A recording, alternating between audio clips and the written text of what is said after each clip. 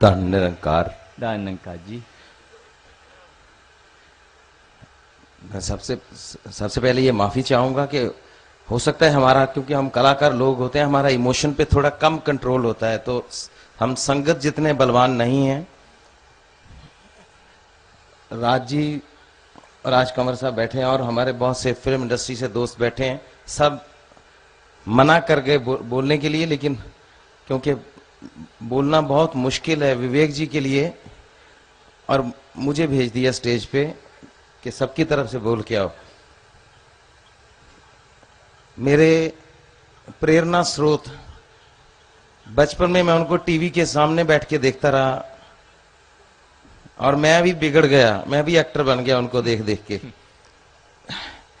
घर वाले कहते थे पढ़ेगा, लेकिन मैं उनकी मिमिक्री कर करके, वो सबकी करते थे, मैं उनकी मिमिक्री, उनकी कॉपी कर करके एक्टर बन गया।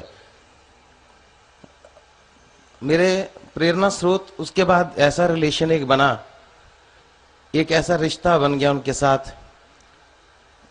मेरे दोस्त, मेरे भाई, बड़े भाई बन गए मेरे वो। और मैं हुजूर की उपस्थिति में ये बात मानना चाहता हूं, मैं और जितने भी मेरे दोस्त यहां बैठे हैं, प्लीज मेरी बात का कोई बुरा मत मनाइएगा, हम दूसरा जन्म लेके भी विवेक शौक जैसा किरदार कभी नहीं हमारा हो सकता। हम में 100 बुराइयां मेरे में हैं, मैं छुपाता हूं, हम सब छुपाते हैं, आप सब छुपाते हो। मैं थोड़ी और प्रवृत्ति का बंदा हूं, मेरी बहुत ज्यादा डीप धार्मिक भावनाएं नहीं है। मैं कभी झुकता हूं तो सिर्फ ऐसे बंदे के सामने, उस बंदे को नमस्कार करके, उसको एक बार टच करके मुझे लगता था कि हाँ, मेरा भगवान से ये रिलेशन बना हुआ है, मुझे कहीं जाने की जरूरत नहीं, मैं कहीं नहीं जाता था सिर्फ इसीलिए। मैं बड़ा स्ट्रांग बंदा हूं, अपने आप को समझता हूं।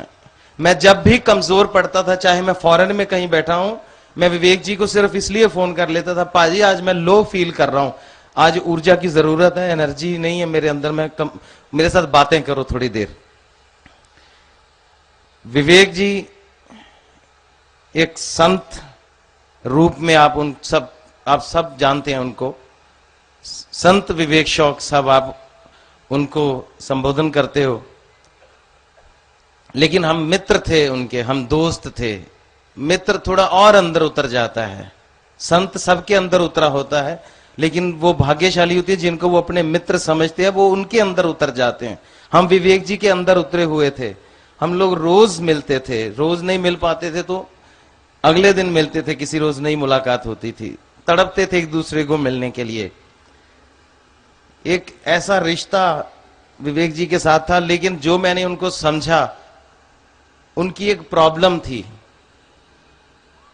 उनकी प्रॉब्लम यह थी कि वो आत्म, अध्यात्म और परमात्म का सुमेल हो चुके थे।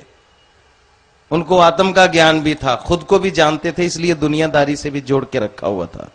अपने परिवार को, अपने बच्चों को समझते थे, अपने दोस्तों की भावनाओं को समझते थे, इसलिए आत्म को भी जानते थे, अध्यात्म से भरे पड़े थे, और परमात्म से तो जरूर मिलते होंगे। वो कभी कभी लगता था कि ये कभी छुप छुपाते जाते होंगे और परमात्मा से मिलके बातें करके आते होंगे, जो उनके अंदर भरा पड़ा था।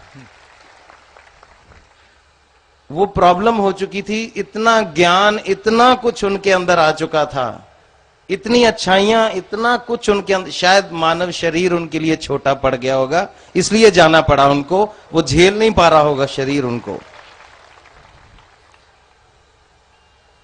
और वैसे भी ऐसा बंदा जब इस अवस्था में पहुंच जाता है ना, वो या तो संसार से थोड़ा उठ जाता है या फिर संसार से उठ जाता है। तो अपने परिवार से, अपने दोस्तों से ऐसे जुड़े हुए थे, वो संसार से तो ऊपर नहीं उठ पाए, हम सब लोगों को धोखा देके नहीं ऊपर उठ पाए, लेकिन इतना बड़ा धोखा दे गए कि संसार से उठ गए। विवेक जी, सब लोग कहते हैं कि वो 47 साल की आयु में चले गए। 47 पंजाबी में कहते हैं, शायद 47 इसलिए कहते हैं ये संत वाली एज है। वाह वाह वाह, शायद 47 इसलिए बोलते हैं इसे। और कल मैं फोन पे, मेरे गुरु, मेरे उस्ताद हैं चाचा रौनकी राम कला के क्षेत्र में मेरे गुरु हैं वो। मैं जब आंखें नम थी बात कर रहा था, बात नहीं हो पा रही थी, मैंने कहा कि पाजी ये 47 साल की एज होती क्या है? बोले अभी तो तुम बता रहे हो कि वो संत थे और फनकार किस दर्जे के थे वो हमें पता है, किस रुतबे के वो कलाकार थे ये हम लोग समझते हैं, फिल्मी लोग। वो जब वो ऐसे नहीं थे कि इधर भी और उधर भी, जब इधर हैं तो इधर ही, जब उधर हैं तो उधर ही। तो वो 47 साल के नहीं होके गए, उनके मेरे को मेरे गुरुजी बोल रहे हैं देखो 2 ट्रैक उनकी जिंदगी के साइमल्टेनियसली चल रहे हैं, बराबर चल रहे हैं। तो वो तो उस हिसाब से देखो 94 ईयर की एज भोग के गए हैं, 94 साल के होके गए हैं। उन्होंने 2 जिंदगियां एक साथ पूरी कामयाबी से वो जिए हैं। और मैं ये समझता हूं कि मैं माफी चाहता हूं हुजूर से, मैं बहुत खराब बात कर रहा हूं, लेकिन आदमी में कोई ना कोई बुराई तो होनी चाहिए, इतना अच्छा आदमी नहीं होना चाहिए, वरना बंदा, माफी चाहता हूं, थोड़ी बुराई होनी चाहिए। वो शायद इतने अच्छे थे, इतने अच्छे थे कि मौत ने आके कहा चलो तो वो इनकार ही नहीं कर पाए, बोले चलो। क्या बात, क्या बात। सारी इंडस्ट्री की तरफ से मैं, क्योंकि ट्विटर पढ़ो आज अक्षय कुमार का, बॉबी देओल और जितने कला सब रो रहे हैं, ट्विटर पे रो रहे हैं, जो यहां नहीं आ पाए कहीं और रो रहे हैं। तो सबकी तरफ से मैं विवेक शौक जी को एक श्रद्धांजलि देता हूं, क्योंकि श्रद्धांजलि देते हुए मेरे को एक फिल्म का सीन याद आ रहा है, जिन्होंने देखी होगी मेरे दोस्तों ने। हमने एक फिल्म की थी मेरी वोटी दा ब्याह, उसमें एक सीन था जिसमें था कि मैं दुनिया से जाने वाला हूं। विवेक शौक मेरे लिए श्रद्धांजलि की स्पीच लिख के लाते हैं, कह रहे कुकी जब तू जाएगा ना, ये देख मैं तेरे लिए श्रद्धांजलि की स्पीच, मैं ऐसी स्पीच बोलूंगा यार तू भी उठ के रो पड़ेगा। आज आलम ये है कि वो चला गया, श्रद्धांजलि हम लोग दे रहे।